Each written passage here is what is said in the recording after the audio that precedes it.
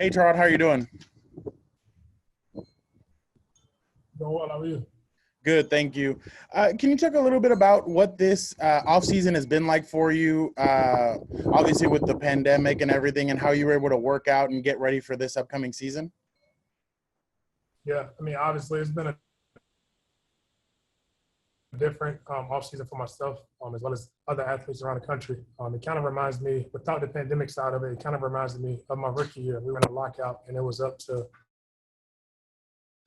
players to stay in shape and to get ready for the season. So having 9 years of experience, you kind of know what it takes or what your body feels like going into camp or what you need to get in before camp. So I was able to work out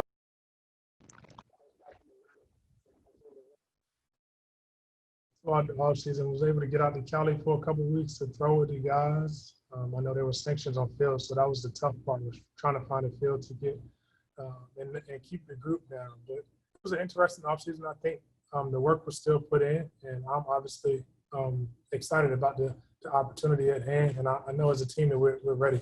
Just to see the guys back this past week and everyone being in shape, and seems like they took care of their body over the time that we had off.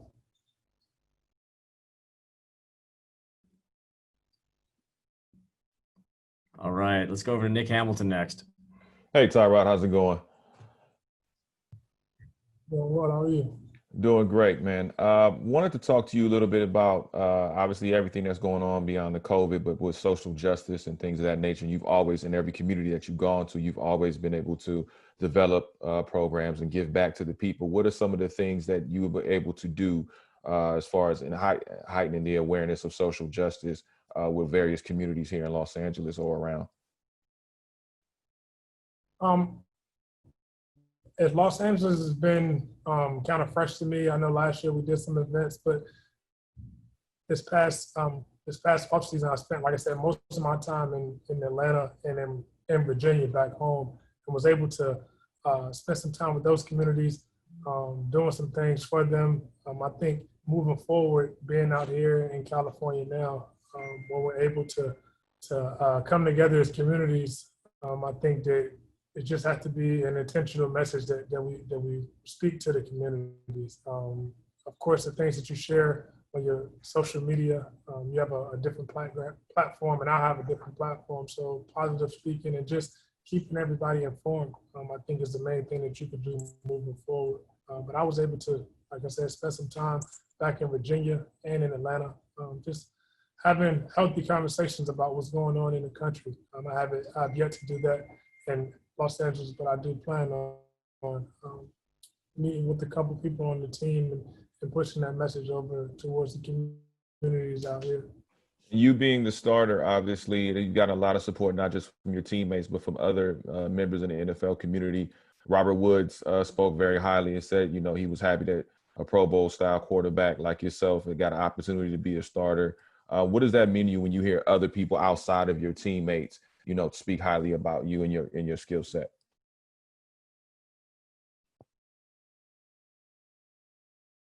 I think it's a respect level. Of course, going into year 10, I've had a chance to play with a bunch of guys and play against a bunch of guys. And I think at the end of the day, your tape speaks for itself.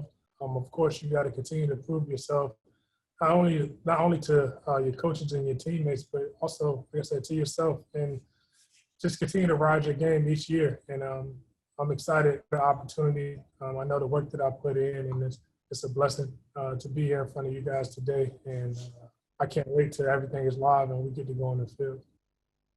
Tyrod, Anthony and Lynn mentioned that you guys haven't really have a full offseason together to kind of work together and try new things. I know this year you couldn't really do that either with the pandemic, but I guess what new things do you guys want to implement this year as you guys being the starter here with the Chargers now? Yeah, just changing different launch points. I think that's been a conversation that Coach Lynn has had and Shane has had, being able to move the pocket, of course, and just hold the defense accountable, make them check or be account for all 11 guys on the field. And I think we have enough weapons on the offensive side of the ball for sure to be able to have a bunch of explosive plays. So I know that's what he wanted to work on in the offseason. Like you said, wasn't able to do that, but we're focusing on that now. And laying the groundwork to that and moving forward, getting ready for live practices.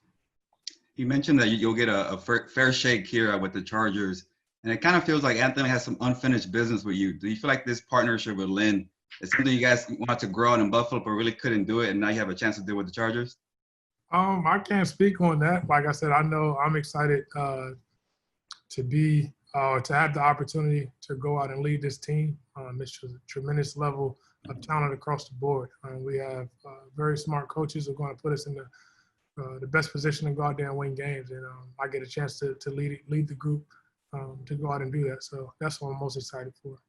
Thank you, Tyrod. Thank you. Over to Joe Reedy. Tyrod, how similar is this offense to the year you had in Buffalo with Coach Lynn? It's very similar.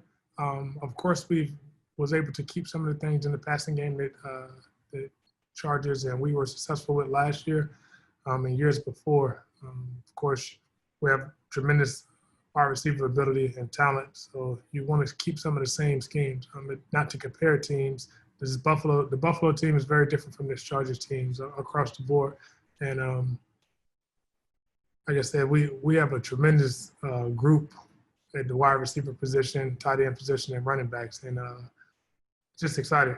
Like I said, it's very similar, but it's different at the same time. Scheme-wise, yes, you can say some things overlap, but I think you're going to see some different things or a blend of both teams this upcoming season. You feel like maybe more talent here compared to that Buffalo team 4 years ago, or what's the biggest differences? I think so. I think more experience as well too. You have a veteran receiver in Keenan, up and coming star in Mike Williams. A tight end that could do it all, two tight ends that have experience, and of course Hunter being the guy that's very versatile. Eckler with a bunch of experience as well, and JJ, a talented back in the offensive line. Bunch of experience across the board there. So yes, I would say that this team is more talented, but it's up to us to go out there and reach the full potential. Okay, thanks. Thank you. All right, over to Cam Buford. Hey guys. Hey Tyrod, thanks for making time for us. How you doing? I'm doing well. How are you? I'm doing great. Thanks for asking. Speaking of your off season, will you talk about what you got out to bring your team together and to get that work in, and then what stood out to you as a quarterback? The guys have been working out. I know it's a different time. Some people start at different times of the off season, but to see guys coming out and everyone was in shape. We had just about all the receivers there, and we even had some linemen come out and get some work as well too. So we tried to create or simulate a practice as much as possible. But to see everyone in shape was definitely it was a good thing. Of course, with the times that we're in, the trying times and of trying to work out at different places, not being able to get on different fields, to see everyone in shape and eager for the season. Of course, at that time, we didn't know if we were going to start on time or if we even had a season. I think the closer we got to the training camp date, guys got more excited, and you see more and more video or workout videos posted just because the guys have wanted to get back on the field. And it shows the energy here throughout this week. And last week has been good, and guys are ready to get back on the field. You and I touched on this before, though. Would you elaborate on what returning to the Tidewater area means to you and the youth in the community there, to see you as an example when you go back? It means everything to me. I grew up, of course, in Hampshire, Virginia, and as much as I can get back to that community,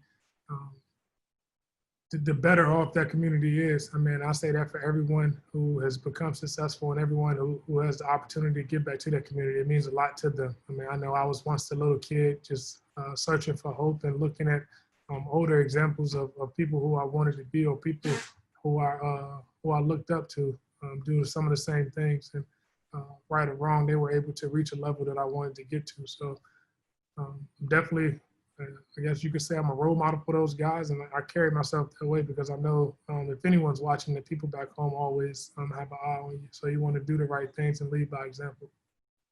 Yeah, thank you. You are a role model, by the way.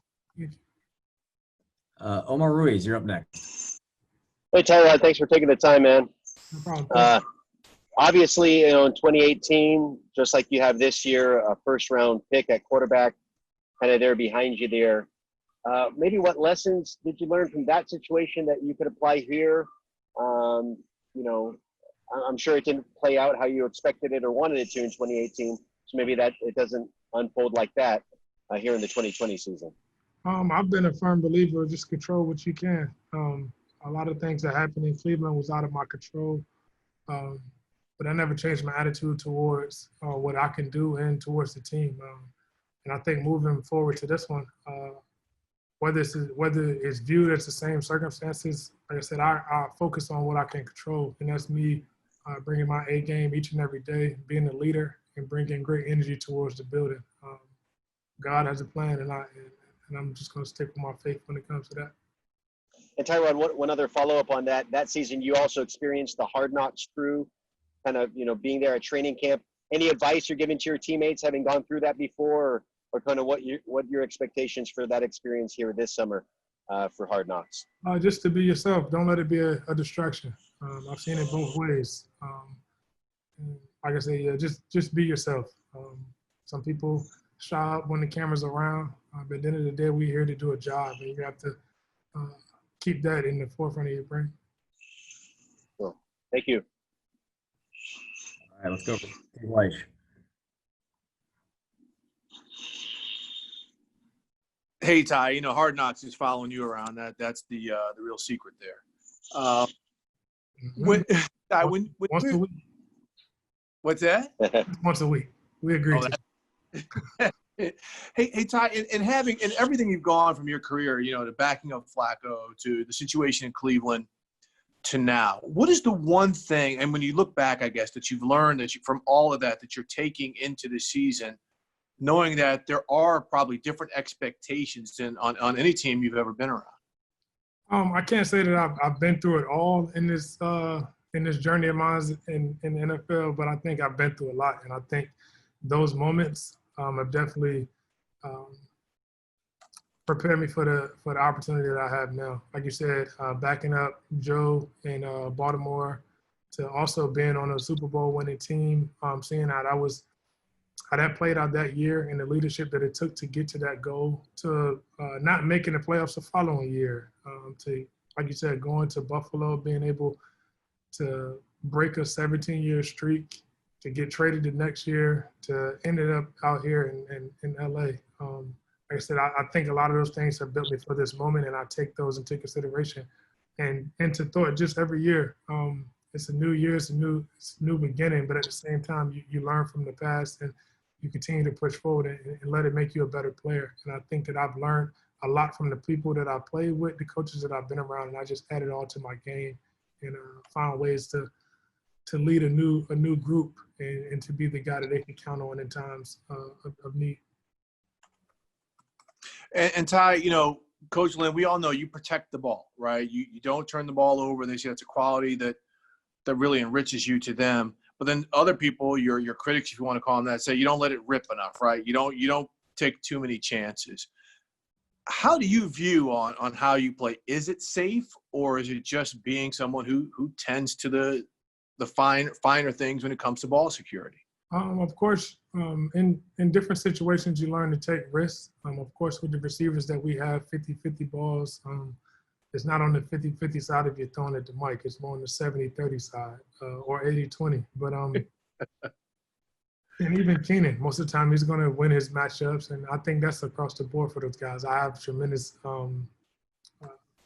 confidence in those guys. But as far as critics saying that I don't push the ball down the field, or some people saying that I'm careful with the ball, I think at the end of the day, you got to play your game and do what's best for the team in that moment. You can't worry about the critics. You can't worry about stats. You have to play winning football, and that's going to be different each and every week. It's going to be games, and there's going to be situations where you have to take those risks and you push the ball down the field, but there's also going to be times where you have to manage the game and understand that you have a defense that's going to get you the ball back, and just play more of a management game plan than any other thing. But like I said, I don't really get into what the critics say. I understand that you're not going to be able to please everybody.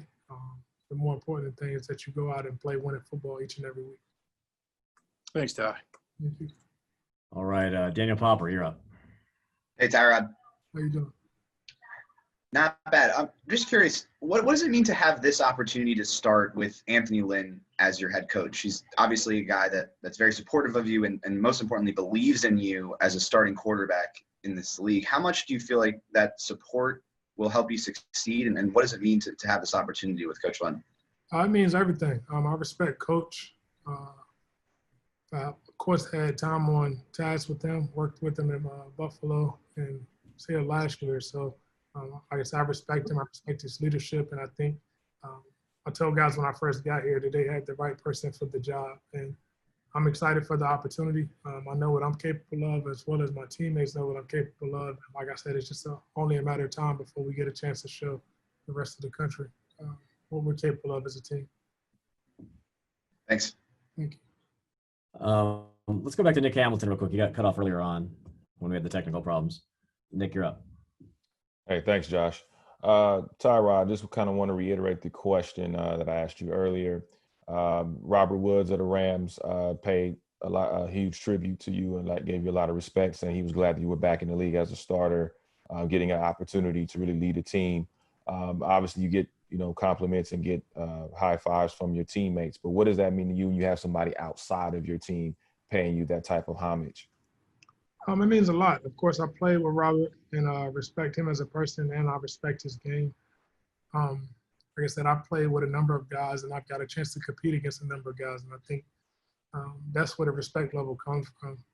To me, of course, outside respect is good, but you want the respect from within the building. And I think each and every day I'm gaining that trust more and more. So that's just going to continue to keep my head down, continue to keep working and leading this group of guys.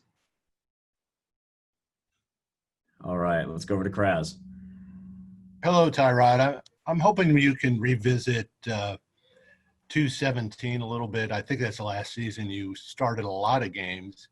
And we were sort of scratching our heads out here when the Bills made the playoffs, because when we saw the Bills in Carson, it was a real lopsided game. And I know you didn't start in that game, but how were you guys able to make the playoffs that year? It didn't look like the most talented team, and you had a lot of challenges, injuries and whatnot. I think some real difficulties. But when it was all done, you personally were able to lead the team into the playoffs. And how were you able to pull that off? I think it boiled down to leadership on the offensive side and the defensive side, and even from our head coach and Coach McDermott. Yes, when you seen us in Carson, that was a different day, but I think we were able to get back on track the following week going into Kansas City right after Thanksgiving and beating them. I think that kind of sprung us back. We were in the hunt when we came out to play the Chargers that year. Of course, put us a game back.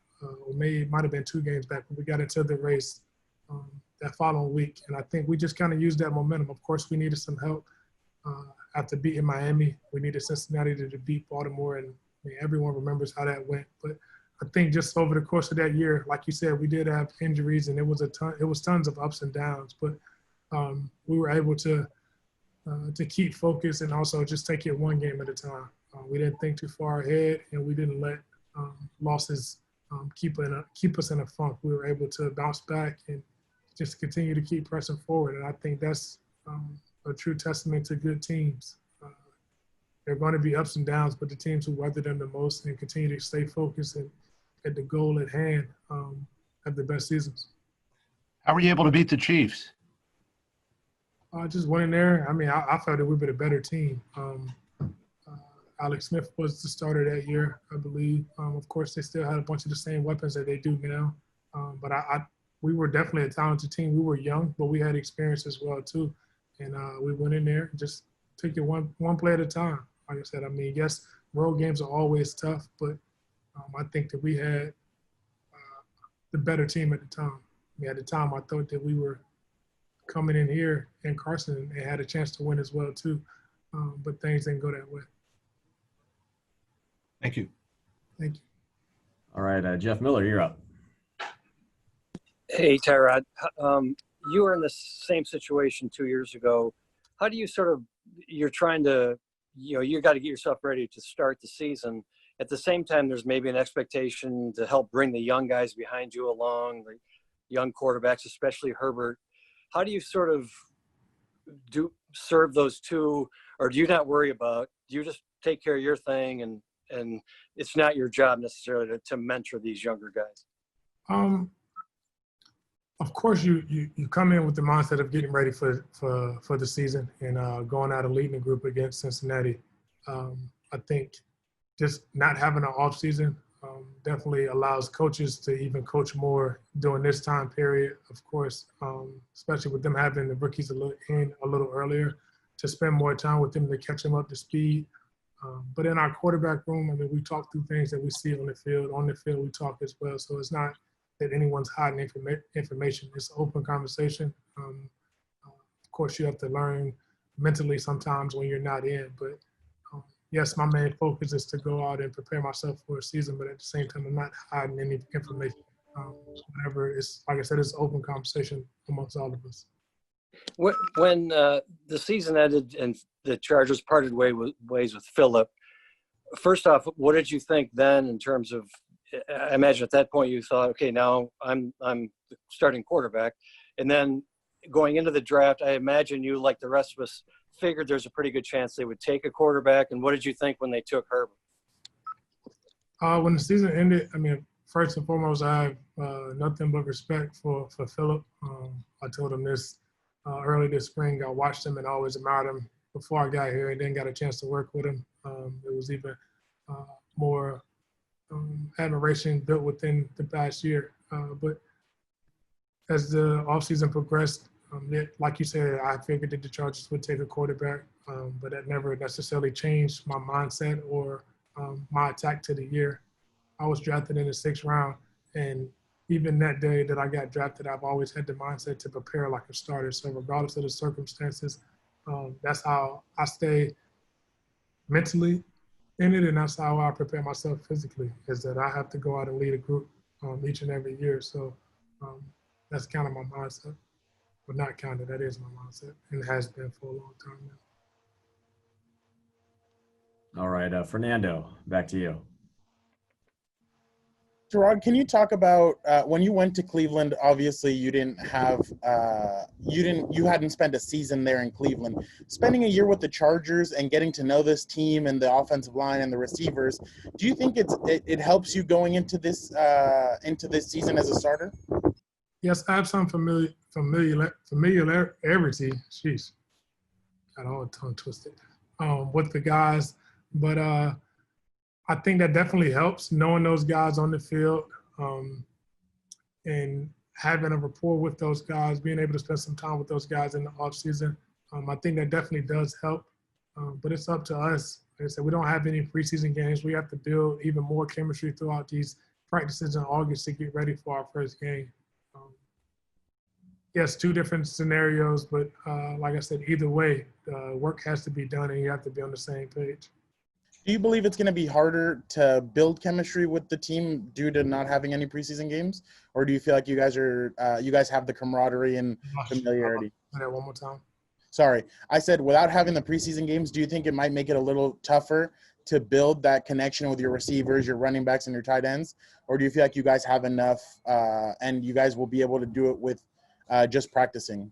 I think you can get it done with just practicing. If you look over the trend of preseason over the last couple of years, a lot of starters and veterans haven't spent many times or many reps in preseason games. Of course, it's for evaluation, and I understand that, but circumstances have dealt us a different hand. So we have to prepare ourselves and get ready while practicing throughout August. Of course, it's acclimation period, but once we get the pads on, just continue to keep building chemistry, not only on the offense, but as a team, and get ready for week 1. All right, Nikki, you're up. Hey, Tyrod. Quick question for you. Was wondering if you could give us an actual feel of what it's like in the quarterback room right now. First of all, are you able to meet in the same room? Are your meetings still over Zoom? And are you using your voice? Do you feel that natural leadership has kind of led you to be one of the first people to speak in meetings? Yes. We are meeting in person. There's social distancing within there. It's a different feel for sure. But yes, I think just the natural veteran leadership in me, a veteran leader in me, I think you just speak up when you see things. Of course, Shane and Pep is running the meetings along with Rip chiming in when he has something to say. But I think just throughout experience, whatever I can share with those guys, to make the quarterback room better, then I'm definitely open to say something. And as we look around sports, you see the success of the NBA bubble, the NHL bubble, and then you hear like teams like Tampa are considering a voluntary bubble. Is that something you as a player would consider sacrificing, maybe isolating yourself so that this season can sustain? I personally live alone, so it doesn't affect me, but I can't speak for people who have family members and children. So that's tough on them, I'm assuming. But ultimately, it's going to boil down to responsibility off the field. We understand that this virus is serious, and things can shake up at any given moment. So you have to be careful when you're away from the field, limit the contact with people, and just focus on ball and whatever it takes to win. Thanks, Tyrod. Thank you. Timothy Parker, you're up. Hi, Tyrod. How you doing? Doing well. How are you? Good. My question is along the lines of the answer you just gave, responsibility. This has been a spring and summer of social change here in the country and involving the Black Lives Matter movement. As a Black quarterback and starting quarterback in the NFL, do you see, it's a two different questions. I'll start with this. Do you see any extra responsibility from your position being a Black starting quarterback, basically with the tradition of it being a white dominated position? Do you see any extra responsibility in you holding that spot? I don't think I've seen any extra responsibility, but I know the responsibility in it. I've been, this way since I was born, obviously, and I've been playing quarterback since I was 5. So things have came up, of course. Those conversations are being had more often now. And I think where the responsibility is now is that you can't shy away from those uncomfortable conversations. You have to be willing to engage in those in the locker room. And everyone has different viewpoints, but I think the more that we have those conversations, the better off that people, of course, within our locker room can understand, but it also spreads. Like I said, people have different platforms, and the more those conversations I've had, the more knowledge that it is that surrounds it. And I think that spreads out into our communities as well. And so do you think you'll be using your platform more as to be more vocal on social justice issues as this season progresses and as you go on in your career? Yes, I plan to. And I think we have a head coach who supports it as well. He wants us to have these conversations. We had a Zoom call the other night that lasted an extra 45 minutes, just guys talking and talking through feelings, talking through things that are going on with their viewpoints. And it was a very good conversation. It got heated, or not heated, it got intense at one point, but guys were able to bring it back together. And I think, like I said, those conversations are going to be uncomfortable for a lot of people, but they're necessary for everyone. And my second question is much less serious. It's about Hard Knocks. We mentioned a little bit earlier. You mentioned if it's a distraction, if you let it, but is it annoying? So, is it annoying to you to have like a camera in your face all the time, or everything you do, they're right there, whether they're hidden or not, like a hidden secret agent, or is it fun? I guess that answer depends on who you are. Some people enjoy the cameras in their face all the time. Some people think it's annoying. I personally don't let it faze me, but I can see both sides. like I said, at the end of the day, you have a job to do, and that's what your focus should be on. The camera shouldn't change your focus on what you came to do and what we're here to do as a team. Gotcha. Thank you. No problem. Thank you. All right, guys, we're pushing past the half-hour mark, so we got 5 more here. This will be the final 5. Let's go over to Jim Trotter. Let's see. Tyrod, what's going on, man? How you doing? Good. Hey, question for you. You mentioned the word journey earlier in talking about your career, and I'm wondering, what's the one adjective that best describes your journey to this point? That's a good question.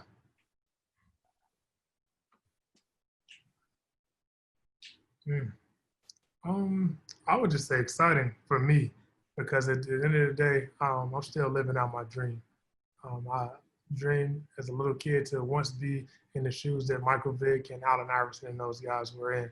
And I say that being a professional athlete. Those 2 guys are from my neighborhood. And growing up, I just wanted to play sports at the highest level, regardless of if it's basketball or football. And every day when I wake up out of bed, I get a chance to do something that I love. So regardless of the ups and downs that come with it, I'm still blessed to be able to do it. And I go into work every day excited about the opportunity that I have. One other big picture question. It takes a lot to survive this journey in the NFL, particularly at that position.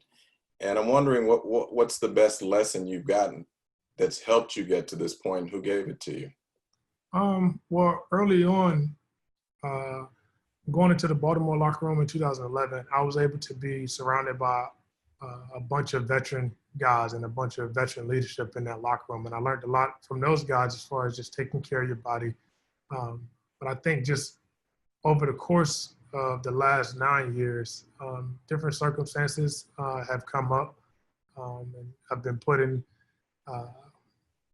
different places, different cities, different expectations. And I think, like I said earlier, the main thing has just been focus on what you can control and do, be the best you can each and every day. And I think everything else will play out how it's supposed to. Of course, opportunities and different things have to come along with that. But if you go in with the right mindset of focusing on what you control, I think that you'll be able to weather any storm that comes your way. Appreciate you. Thank you.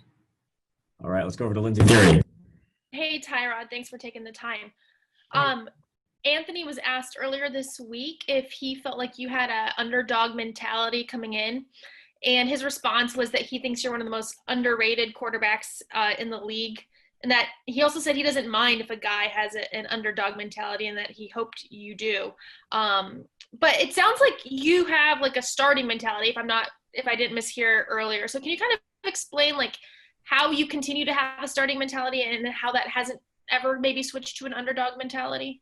Of course, I felt that I was passed up on early in the draft, and I thought that I've been underappreciated in the past. But like I said, that never has moved my focus from, like I said, going out and leading each and every week. Yes, playing with a chip on your shoulder and playing with something to prove definitely motivates me, but it's not the only thing. Like I said, I enjoy going out and leading the guys and doing whatever it takes to help the team go out and win each and every week. And like I said, the opportunities that have came in the past, whether it was appreciated or not, I can't control that. But moving forward, I just stay focused at what I'm here to do, and that's to go out and lead. Thanks. All right, Joe Reed, back over to you.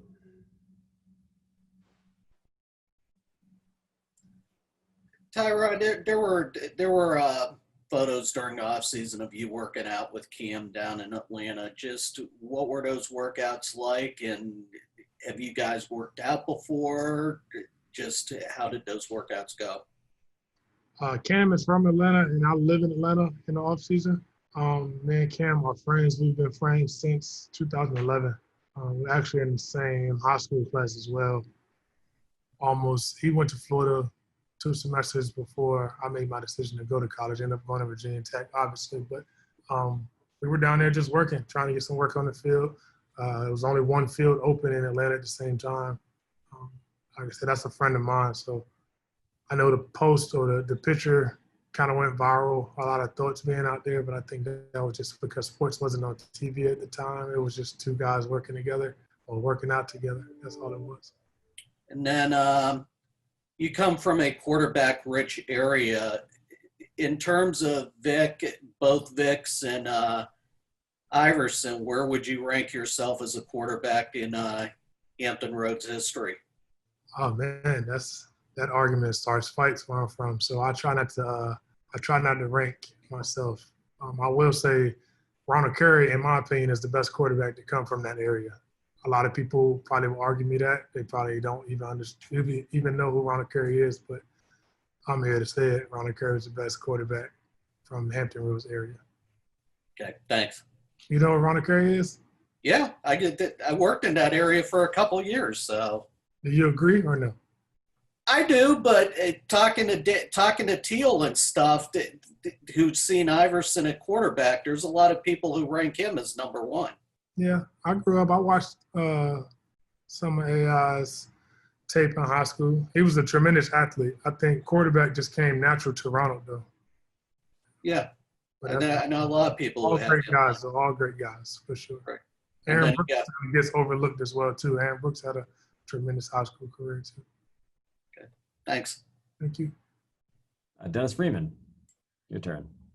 Hey, Tyrod, how are you doing today? Doing well. How are you? I'm doing great, sir. When it comes to social justice messaging, is there a particular platform that you support more than others? No, I don't have one that I support more than others. I'm open. I've been open to different ones that have came to me. I know Coach has mentioned a couple, and then we're even starting a coalition throughout the team. It's still in the works now. Can't really share too much detail on it, but like I said, the message has to be intentional, and we plan to do that moving forward and just try to better the communities out here in California and also in our respective cities to where my teammates and the players are from. And as a follow-up, coming behind Phillip Rivers, is that more motivation for you or more pressure? How do you view that? I don't view it as either. Like I said, I appreciate what he's done for the Chargers. Like I said, I was always a fan of his before I got here. I think it's just a new chapter, and we're excited about this new chapter and looking forward to starting off the season week 1 and making history. All right, and final question over to Cam. Hey, Tyrod, interesting you put Ronald Curry up there. That's interesting. I'd like to ask you about your elaborate. Why do you say that's interesting? I need to know. Because there, as you state, that's a huge argument out there between. I thought what Michael Vick has done in the NFL was surpasses what Ronald Curry was able to do. Although I don't think Ronald Curry got a fair shake in the NFL. Yeah, well, unless I misunderstood the question, I was just speaking on high school careers. Ronald Curry had 100 touchdowns in 1 year. Oh, well, yeah, it's unmistakable. If you tell me a guy that did that, then, man. Yeah, I saw him play a few times. It was unmistakable out there. You're exactly correct as far as high school goes. But I would like to ask you about your championship experience, your Super Bowl experience, and what that conversation is like in the locker room today or the past couple of years with your teammates today. Is that a conversation? What do you share with them? And do they ask you about that? Yes. I mean, well, last year we had a couple guys that were on Super Bowl winning teams. And I've shared this in the past, and anyone who asked, that season wasn't perfect by any means. We actually went through a losing streak towards the end of the season, but was able to wrap things back around in the playoffs and get hot and go through the playoffs and obviously ended with a Super Bowl victory. But I think the main thing that I took from that season is that throughout the ups and downs, and I spoke on this call, just staying focused on the goal at hand, and we was able to do that throughout the injuries, throughout the losses. We was able to stay focused and shake back and take it one game at a time. And ultimately, we held up the Super Bowl trophy in February that year. So every season is not going to be pretty. There's going to be ups and downs, but the team that can weather those storms and stay focused are going to be the ones that come out on top at the end.